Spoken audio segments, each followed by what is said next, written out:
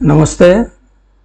मैं डॉक्टर अशोक त्रिपाठी आपका स्वागत करता हूं अपने channel history culture and research methodology में। दोस्तों, आज हम जो है सामान्य विषय से हट करके बात करेंगे थोड़ा सा। कभी कभी मैं मिसलेनियस टॉपिक्स के ऊपर भी वीडियो बनाता हूं। तो चूंकि मेरे ज़्यादातर जो सब्सक्राइबर्स हैं थोड़े बहुत, उनमें से अधिकांश युवा हैं, तो इसलिए आज मैं अपने युवा मित्रों से बात करना चाहता हूं, उन्हें मोटिवेट करना चाहता हूं, क्योंकि आप सब में बहुत सारे लोग ऐसे होंगे जो प्रतियोगिता परीक्षाओं की तैयारी कर रहे होंगे, उसमें अपीयर हो रहे होंगे, कोई पीसीएस में, कोई आईएएस में, कोई अन्य प्रतियोगी परीक्षाओं में। तो इसलिए आज हमने यही सोचा कि आपसे थोड़ी चर्चा की जाए तरुण शक्ति अथवा युवा शक्ति के ऊपर। मित्रों, सैमुअल उल्बान की एक पोयम है, youth is not a time of life, it is a state of mind, it is not a matter of rosy cheeks, red lips and supple knees, it's a matter of the will, a quality of the imagination, a vigor of the emotions, it is the freshness of the deep springs of life। अर्थात युवा अवस्था जीवन का समय नहीं है, यह एक मानसिक अवस्था है। यानी कि जब तक आप सोचिए तब तक आप जवान हैं। यह गुलाबी गालों, लाल होठों और कोमल घुटनों की बात नहीं है, यह इच्छा शक्ति का मामला है, अर्थात विल पावर का मामला है, कल्पना की गुणवत्ता है, भावनाओं की शक्ति है, यह जीवन के गहरे झरनों की ताजगी है। आगे वो कहते हैं कि years may wrinkle the skin, but to give up enthusiasm wrinkles the soul, worry, fear, self distrust bows the heart and turns the spirit back to dust. वर्षों तक त्वचा पर झुर्रियां पड़ सकती हैं, लेकिन उत्साह छोड़ने से आत्मा पर झुर्रियां पड़ जाती हैं। चिंता, भय, आत्मविश्वास हृदय को झुका देता है और आत्मा को पुनः धूल में मिला देता है। तो साथियों, ये कविता बहुत कुछ कहती है।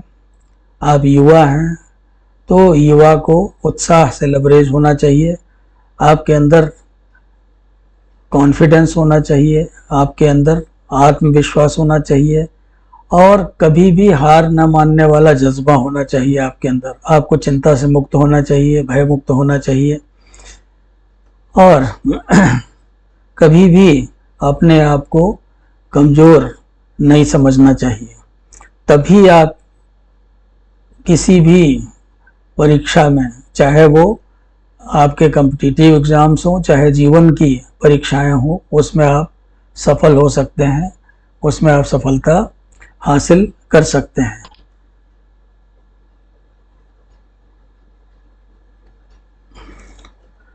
दोस्तों, इतिहास गवाह है कि दुनिया में जो भी परिवर्तन व बदलाव आए हैं, उनमें युवाओं की भूमिका अत्यंत महत्वपूर्ण रही है।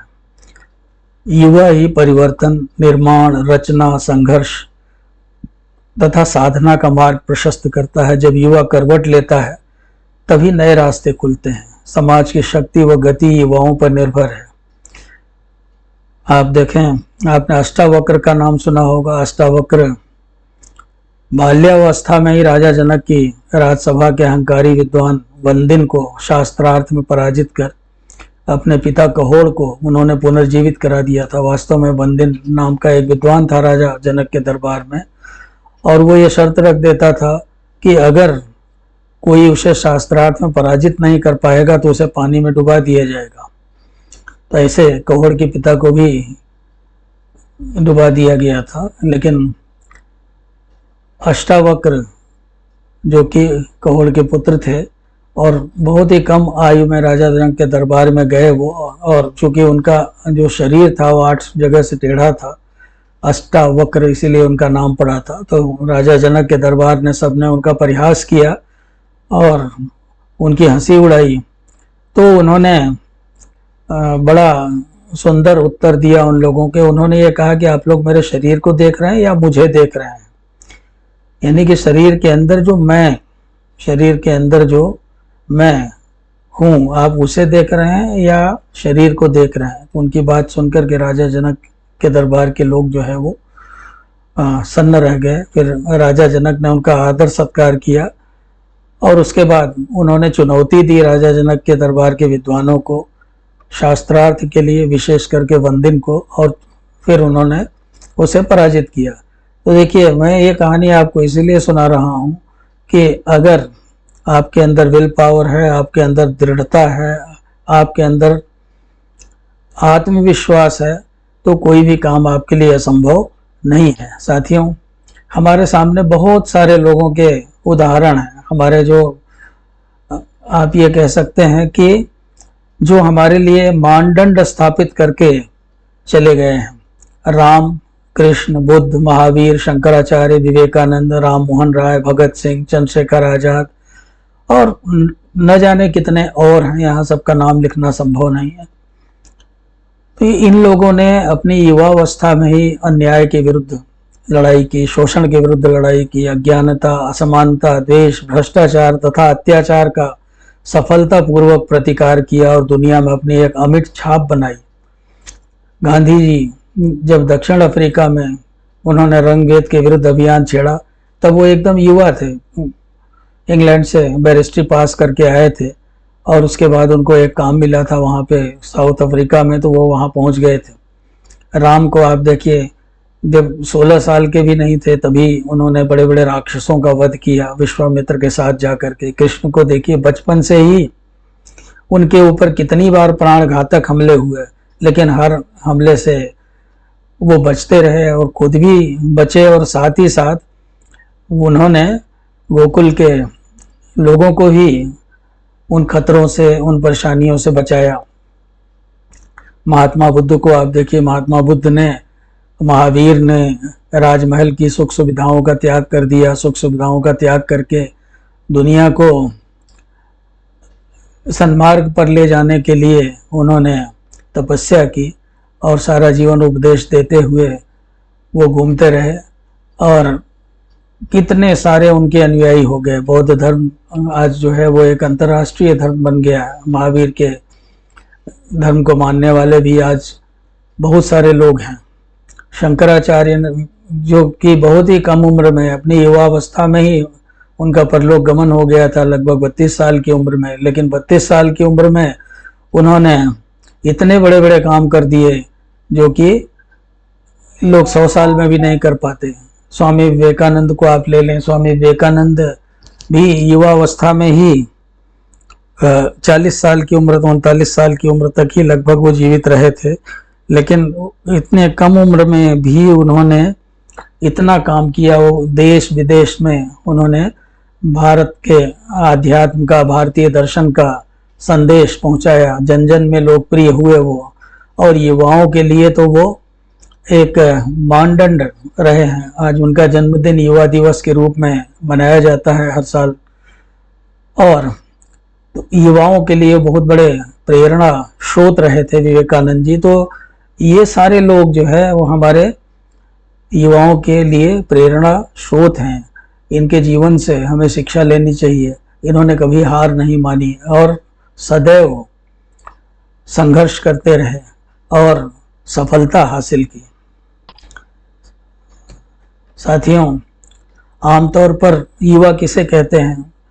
आमतौर पे 15 से 35 वर्ष तक की आयु वाले युवा समझे जाते हैं, किंतु मन से युवा व्यक्ति चिर युवा होता है। युवा वह है जिसमें उत्साह हो, जिसमें लगन हो, जिसमें दृढ़ निश्चय हो, जिसमें निष्ठा हो, जिसमें जोश हो, जो भावनाओं से भरा हुआ हो, जो संवेदना शून्य न हो, जिसमें संवेदना हो, जो जागरूक हो, जिसमें जुझारूपन हो, जो सक्रिय हो और जिसमें मस्ती हो। तो युवा पीढ़ी का विद्रोह, युवा पीढ़ी विद्रोह वह विरोध करती रही है तथा उसका भी विरोध लगातार होता रहा है। हमें यह समझना होगा कि युवाओं का विद्रोह सदैव नकारात्मक ही नहीं होता, अपितु वह सर्जनात्मक व परिवर्तनकारी भी होता। आज कल का ऐसा समय है जबकि ये कहा जाता है कि आजकल का युवा जो है वो बहुत एग्रेसिव है, यानी कि वो बहुत जल्दी क्रोध में आ जाता है, बहुत जल्दी गुस्से में आ जाता है, लेकिन ऐसा नहीं है। उसके पीछे कुछ न कुछ कारण है, उन कारणों को हमें समझना होगा और युवाओं को भी अपने आप को शांत रखना होगा, अपने आप को कूल रखते हुए सकारात्मक विचारधारा को अपनाते हुए आगे बढ़ना होगा। जैसे अभी हमने कुछ महापुरुषों के नाम लिए, उन महापुरुषों से प्रेरणा लेकर के उसे आगे बढ़ना होगा, क्योंकि युवा ही देश का भविष्य है और युवा सृजन का प्रतीक है। आगे चल कर के देश में, दुनिया में जितने भी परिवर्तन होंगे उसके सूत्रधार हमारे युवा ही होंगे। साथियों, आज युवाओं के आदर्शों में बड़ी तेजी से बदलाव आ रहा है। योग्यता का महत्व घट रहा है तथा महत्वाकांक्षा प्रबल होती जा रही है। आज का युवा जीवन मूल्यों को रुकावट व बोझ के रूप में देख रहा है। आज का युवा आध्यात्म से दूर होता जा रहा है, अपनी प्राचीन संस्कृति और अपने प्राचीन दर्शन, प्राचीन जीवन दर्शन से दूर होता जा रहा है। धैर्य टूट रहा है तथा आराम, सुख, विलासोपकरण व उपभोक्तावाद के आकर्षण में आज का युवा आकंठ धंसता जा रहा है। वो अपने संसार में सीमित होता जा रहा है, इंट्रोवर्ट होता जा रहा है तथा सत्ता, राजनीति और सामाजिक बदलाव से उसका कोई सरोकार नहीं रह गया है। जैसे अभी आप देखिए, अभी देश में चुनाव चल रहे हैं, लेकिन चुनाव में भी काफ़ी उदासीनता दिखाई दे रही है। वोटिंग परसेंट कितना घट रहा है, इससे लग रहा है कि जैसे कि युवाओं में जोश की कमी आ गई है। तो इसमें परिवर्तन लाना होगा, युवाओं को अपना महत्व समझना होगा, उनको अपनी महत्वाकांक्षा जो है वो बनाए रखनी होगी, लेकिन साथ ही साथ जोश में होश के साथ काम करना होगा और जीवन मूल्यों को अपनाना होगा। जो लोग जीवन मूल्यों को बोझ नहीं समझना होगा, उनको रुकावट नहीं समझना होगा, अपने मार्ग में बाधा नहीं समझनी होगी, क्योंकि जीवन मूल्य ही मनुष्य को आगे बढ़ाते हैं। मूल्यहीन या वैल्यूलेस लाइफ जो होती है उसका कोई महत्व नहीं होता। साथ ही साथ आज का जो युग है वो उपभोक्तावाद का युग है। आज सुख की तरफ, विलासोपकरणों की तरफ भाग रही है, सारी दुनिया भाग रही है। हम केवल युवाओं को ही क्यों दोष दें, सभी लोग उसके पीछे भाग रहे हैं। लेकिन इस स्थिति से छुटकारा हमें आज का युवा ही दिखा सकता है। अब आप देखें, हमारे यहाँ तो ये कहा जाता था, गोधन, गजधन, बाज धन और रतन धन खान, जब आवे संतोष धन, सब धन धूरि समान। तो ये सारी चीजें जो हैं, ये सुख के जितने भी उपकरण हैं, ये अस्थायी हैं। इससे हमें सच्चा आनंद नहीं मिलेगा। सच्चा आनंद हमें तभी मिलेगा जब जीवन को सही ढंग से हम जिएंगे, जब अपने जीवन में मूल्यों को स्थान देंगे, जब अपने जीवन में हम उच्च कोटि की नैतिकता का पालन करेंगे, जब हम अपने पूर्वजों के द्वारा, राम के द्वारा, कृष्ण के द्वारा, विवेकानंद के द्वारा, महात्मा गांधी के द्वारा बताए हुए मार्ग पर चलने का प्रयास करेंगे, तभी हम जीवन में आगे बढ़ पाएंगे। तो हमें इंट्रोवर्ट होके नहीं रहना, अपने संसार में ही सीमित नहीं रहना है, बल्कि हमें बाहर की दुनिया को समझना है।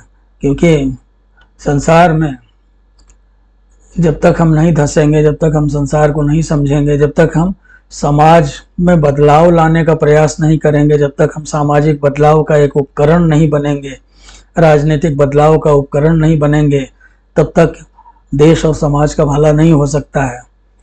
आज स्थिति ये हो गई है कि आज ये कहा जाता है कि राजनीति जो है वो लफंगों का खेल है। राजनीति में मनी और मसल पावर इत्यादि की जरूरत होती है, तभी राजनीति में सफल हुआ जा सकता। ऐसा नहीं है। अगर युवा ये ठान लें कि हमें राजनीति में आना है, हमें बदलाव के लिए आना है, हमें राजनीतिक बदलाव के लिए, सामाजिक बदलाव के लिए आना है, हमें देश को बदलना है, हमें देश को तरक्की के मार्ग पर ले जाना है, हमें जाति, धर्म इत्यादि के झगड़ों को समाप्त करना है और समाज में एकता स्थापित करनी है, तो निश्चित रूप से बदलाव होगा। लेकिन इसके लिए युवाओं को आगे आना पड़ेगा।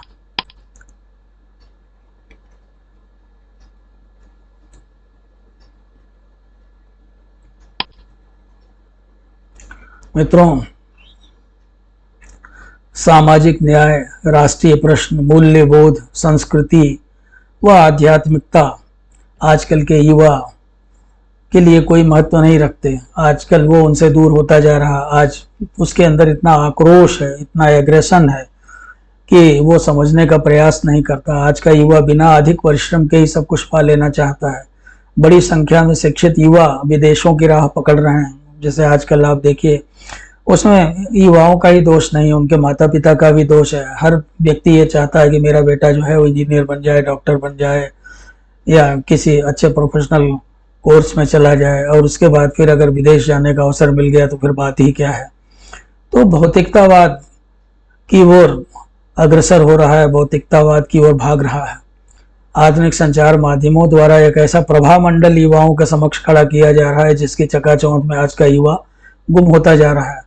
आज का जो युवा है वो भाग गया है, वो असलियत से कोसों दूर हो गया है। आज आप बहुत सारी बातें हमें सुनने को मिलती हैं। अक्सर माता पिता जो कि इतने परिश्रम से युवाओं को पढ़ाते हैं, लेकिन उनको किसी काबिल बनाते हैं, लेकिन वो जाकर के विदेशों में बस जाते हैं। माता पिता पीछे अकेले रह जाते हैं। बहुत सारे ऐसे उदाहरण भी देखे गए कि माता पिता जो है वो बहुत ही कठिनाई में रहे, बहुत ही कष्ट में रहे, यहाँ तक कि बहुत ही कष्ट में उनके प्राण भी गए, लेकिन उनके पुत्र पुत्रियों को उनके पास आने का अवसर नहीं मिल रहा है। तो ऐसा नहीं होना। ये ऐसा क्यों हो रहा है? ऐसा इसीलिए हो रहा है कि जो मूल्यबोध है, जो हमारी संस्कृति और आध्यात्मिकता है, हम उनसे दूर होते जा रहे हैं। अगर हम अपनी संस्कृति से जुड़े रहेंगे, आध्यात्म से जुड़े रहेंगे, राष्ट्रीय प्रश्नों को हल करने का प्रयास करेंगे, मूल्यबोध के साथ जुड़े रहेंगे, सामाजिक न्याय की बात करेंगे, तभी कुछ परिवर्तन आ सकता है। विगत कुछ वर्षों में युवाओं का आक्रोश, भटकाव व हिंसा की ओर उनके झुकाव को देखते हुए चिंता का होना स्वाभाविक है। यदि हमें प्रेम और भाईचारे के साथ सामाजिक परिवर्तन और पुनर्निर्माण का रास्ता अपनाना है तो हिंसा के मार्ग का त्याग कर सहअस्तित्व के अवसर ढूंढने के लिए अहिंसा व विचार विमर्श का मार्ग अपनाना होगा। जैसे मैं कई बार कहा कि आज का युवा जो है बहुत आक्रोशित है। आक्रोश का कारण है कि वो उसके बड़े बड़े सपने हैं, लेकिन जब वो सपने नहीं पूरे हो पाते हैं तो उसके अंदर आक्रोश का होना स्वाभाविक है। अब जैसे भगवत गीता में भी ये कहा गया है कि ध्यायेत विषया पुंसः संगस्तेषु उपजायते, संगात् संजायते कामः, कामात् क्रोधो विजायते, क्रोधाद् भवति सम्मोहः, सम्मोहाद् स्मृति विभ्रमः, स्मृतिभ्रंशात् बुद्धिनाशः, बुद्धिनाशात् प्रणश्यति। अर्थात मनुष्य विषयों का ध्यान करता है और उसके साथ उसका अटैचमेंट हो जाता है, उसके साथ वो जुड़ जाता है, फिर वो उसे पाने का प्रयास करता है, लेकिन जब वो उसे मिलता नहीं। विषय क्या है? विषय यही है कि हमारे पास बहुत अच्छी नौकरी मिल जाए, बहुत अच्छी लड़की से शादी हो जाए, हमारे पास गाड़ी हो जाए, बंगला हो जाए, सुख सुविधा के सारे उपकरण हमारे पास इकट्ठे हो जाएं, बढ़िया बैंक बैलेंस हो जाए। तो जब इन विषयों का ध्यान करता है तो उसके साथ उसका जुड़ाव हो जाता है, और जब ये चीज़ें नहीं मिलती तब उसे क्रोध आता है, और क्रोधाद् भवति सम्मोह, क्रोध से वो सम्मोहन की स्थिति में चला जाता है, अर्थात उसका विवेक नष्ट हो जाता है, अच्छे बुरे का ज्ञान जो है वो समाप्त हो जाता है।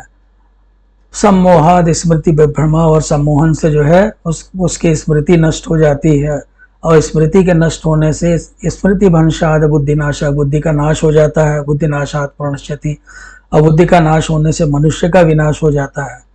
तो इसके लिए ये आवश्यक है कि हमें जो भगवत गीता में जो मार्ग दिखाया गया है, जो रामचरितमानस में जो मार्ग दिखाया गया है, स्वामी विवेकानंद ने जो मार्ग दिखाया है, हमारे राम और कृष्ण ने जो मार्ग दिखाया, उस मार्ग के ऊपर हम चलें। यदि हमें प्रेम और भाईचारे के साथ सामाजिक परिवर्तन और पुनर्निर्माण का रास्ता अपनाना है तो हिंसा का मार्ग त्यागना होगा। आप राम का उदाहरण ले लीजिए, कृष्ण का उदाहरण ले लीजिए, वो अपने शत्रुओं को बदलने का मौका देते थे, वो हिंसा नहीं चाहते थे किसी भी तरह से। तो अगर कोई किसी ने अपने आप को बदल लिया तो ठीक है। आप देखिए, महाभारत के युद्ध के पहले कृष्ण शांति दूत बन करके गए थे, क्योंकि वो हिंसा नहीं चाहते थे। उन्हें पता था कि अगर महाभारत का युद्ध होगा तो महाविनाश होगा, तो इसलिए वो केवल 5 गांवों पे भी राजी थे, लेकिन दुर्योधन ने नहीं माना, तब इतनी बड़ी हिंसा हुई। तो ये सारे उदाहरण, ये सारे जो हमारे समक्ष जो ये सारे उदाहरण हैं, इन उदाहरणों से हमें सीख लेनी चाहिए। इसीलिए हम कहते हैं ये हमारा इतिहास है और हमें अपने इतिहास से सीख लेनी चाहिए। अगर हमने अपने इतिहास से सीख नहीं लिया तो हमारे लिए बहुत कठिनाई उत्पन्न हो जाएगी। ग्रामीण तथा शहरी युवाओं के मध्य बढ़ती खाई को पाटना होगा। आज आवश्यकता इस बात की है कि आदर्श व आचरण में समन्वय स्थापित किया जाए। मित्रों, हम देखते हैं कि युवा वर्ग भी दो भागों में बटा हुआ है। जो शहरी युवा है वो हर तरह की सुख सुविधाओं से लैस है और वो अपने आप को अलग ही समझता है। ग्रामीण युवा है वो खेती बाड़ी में भी काम करता है, साथ ही साथ अपनी पढ़ाई लिखाई भी कर रहा है, लेकिन उसके भी सपने हैं, वो शहर में पढ़ने के लिए आता है। लेकिन अगर देखा जाए तो ग्रामीण और शहरी युवाओं के बीच में एक तरह की खाई है, तो उस खाई को हमें पाटना पड़ेगा। तो इसलिए एक समन्वय स्थापित करने की आवश्यकता है दोनों के बीच में। युवा शक्ति को जागृत करने के लिए हमारी सरकार को भी जागृत होना पड़ेगा तथा एक ऐसी सुनियोजित युवा नीति की घोषणा करनी होगी जो देश के समस्त युवाओं का प्रतिनिधित्व करे और उन्हें अधिकार व कर्तव्य के बीच संतुलन बनाने की शिक्षा दे सके। आज हमारे यहाँ सरकार में मंत्रालय भी है जो युवा शक्ति के लिए बहुत सारे काम करता रहता है। युवाओं को प्रोत्साहन देने के लिए बहुत सारी योजनाएं सरकार ने चला रखी हैं, जिसको हम आजकल स्किल डेवलपमेंट के नाम से जानते हैं। तो स्किल डेवलपमेंट की बहुत सारी योजनाएं जो है वो सरकार ने चला रखी हैं। उनके साथ युवाओं को जुड़ना चाहिए। हर युवा को सरकारी नौकरी नहीं मिल सकती, लेकिन अगर हम अपने बीच में स्किल डेवलप कर लेंगे तो आदमी जीवन में कभी बेकार नहीं रहेगा, बेरोजगार नहीं रहेगा। और तो इसलिए स्किल डेवलपमेंट करना बहुत आवश्यक है, बहुत ही जरूरी है। युवा शक्ति ही राष्ट्र का मेरुदंड है। अतः यदि राष्ट्र को मजबूत बनाना है तो राष्ट्र के युवाओं को शक्तिशाली, चिंतनशील, राष्ट्रभक्त, मूल्यों में आस्था रखने वाला व प्रभावी बनाना ही होगा। राजनीति में जागरूक युवाओं को बढ़ चढ़ करके भाग लेना होगा, तभी देश व समाज का नवनिर्माण हो सकेगा। यही समय की मांग है। आम चुनावों के समय, जैसे अभी भी चुनाव हो रहे हैं, युवा मतदाता बिना किसी के बहकावे में आए जाति, धर्म, संप्रदाय आदि से ऊपर उठ करके ऐसे नेताओं को चुन सकते हैं जो जन सेवा व लोक निर्माण के रास्ते पर चलने वाले हों। उन्हें अपने विवेक का प्रयोग करके निर्णय लेना चाहिए, न कि राजनेताओं के लुभावने नारों से प्रभावित होकर के। आज हम देखते हैं कि जाति के नाम पे वोट मांगा जाता है, धर्म के नाम पे वोट मांगा जाता है, तरह तरह के जातीय और धार्मिक समीकरण बनाए जाते हैं। कोई भी दल हो, कोई भी पार्टी हो, बहुत सारे अयोग्य लोगों को टिकट दे दिया जाता है। बहुत सारे ऐसे अयोग्य लोग जो है चुनाव में खड़े हो जाते हैं, जिन्होंने कभी जीवन में समाज के लिए कुछ किया ही नहीं है। और बहुत सारे लोग ऐसे हैं जो कि अपराधियों को भी चुनाव जिता देते हैं। तो ऐसा नहीं करना चाहिए। अगर इससे अपराधियों के हौसले और बढ़ते हैं, उनको ये लगता है कि हमारी बहुत बड़ी फैन फॉलोइंग है, लोग हमारे अपराध को पसंद करते हैं, हमें चाहते हैं, लोगों को अपनी रॉबिन हुड वाली छवि दिखाने की कोशिश करते हैं, तो ऐसा नहीं होना चाहिए। युवाओं को आगे आना चाहिए और युवाओं को ऐसे लोगों को करारा जवाब देना चाहिए जिनको लोक सेवा से, लोक कल्याण से कोई मतलब ही नहीं हो, जो केवल अपने लिए, अपने घर के लिए, अपने परिवार के लिए ही चुनाव लड़ते हैं। एक बार 5 साल में दिखाई देते हैं और उसके बाद फिर दिखाई नहीं देते। तो ऐसे लोगों का बहिष्कार युवा ही कर सकते हैं। साथियों, स्वामी विवेकानंद ने युवाओं का आह्वान करते हुए कहा था कि मेरे साहसी युवकों, उठो, जागो, शक्तिमान बनो, सारा उत्तरदायित्व तो अपने कंधों पर लो और जान लो कि तुम ही अपने भाग्य विधाता हो। देश के युवाओं, जागो, आगे बढ़ो, निडर होकर अपनी ताकत दिखाओ। तुम्हारे पास खोने के लिए कुछ भी नहीं है और पाने के लिए सारा जहां है। और सही बात है। आप देखिए, आपके पास अभी कोई जिम्मेदारी नहीं है, आप अभी स्वतंत्र हैं, आप अपने आप को योग्य बनाइए। ये जो युवा अवस्था होती है वो आपके निर्माण का काल होता है। You are in the making, हम कह सकते हैं। अभी आपके व्यक्तित्व का विकास हो रहा है, तो अपने व्यक्तित्व का अच्छा विकास कीजिए। और जैसा कि विवेकानंद जी ने कहा है, आप अपने स्क्रीन पे देख रहे हैं, आप साहसी बनिए, शक्तिमान बनिए, और जिम्मेदारी उठाने के लिए अपने आप को तैयार कीजिए। आप निडर होइए, आप स्वयं अपने भाग्य का विधाता बने। इसलिए जागिए, आगे बढ़िए, निडर होकर अपनी ताकत दिखाइए। आपके पास खोने के लिए कुछ भी नहीं है, पाने के लिए सारा जहां है। साथियों, राम नरेश त्रिपाठी की कविता रण यात्रा के कुछ पंक्तियों से अपनी बात समाप्त करूंगा कि जिनकी नस नस में विद्युत थी, आंखों में था क्रोध प्रज्वलित, छाती में उत्साह भरा था, वाणी में था प्राण प्रवाहित, मातृभूमि के लिए हृदय में जिनके भरी भक्ति थी अविरल, ग्राम ग्राम से निकल निकल कर ऐसे युवक चले दल के दल। पसंद आई हो, अगर आपको लग रहा हो कि आप इस वीडियो से थोड़ा बहुत मोटिवेट हुए हैं, तो चैनल को सब्सक्राइब अवश्य करें, अपने साथियों के साथ शेयर भी करें और कमेंट भी अपने दें। नमस्कार, शुभ रात्रि। फिर मिलते हैं जल्दी ही किसी नई वीडियो के साथ।